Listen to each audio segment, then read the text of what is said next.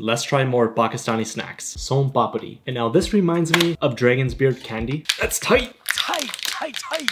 It has a really interesting mouthfeel because it has a lot of layers. It's basically made of chickpea flour, sugar, cardamom pods, ghee, and it has some nuts on top.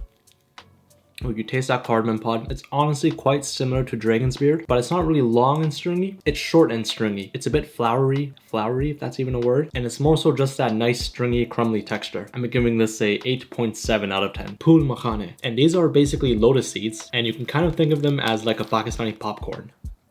It's honestly not much flavor, and the texture is almost like stale popcorn. It's a bit dry and kind of chewy. And honestly, the fragrance when you bite into it reminds me of a mechanic shop, but in a good way. It's not my go-to snack, but if it's on the table, I'll probably munch on a few of them. 6.1. No, 5.8 out of 10. Digestive biscuits. Now, I don't know if this is strictly Pakistani because I think a lot of cultures have their own version, but dipping this into your chai and making sure it doesn't fall to the bottom of your cup is a common way to have this.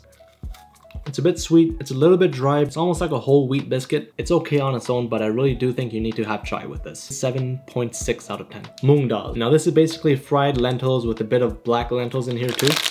And these almost remind me of hickory sticks. It has a good crunch, a good spice. If this didn't have that masala on it, then it wouldn't be as good, but the spices in here make it. 8.1 out of 10.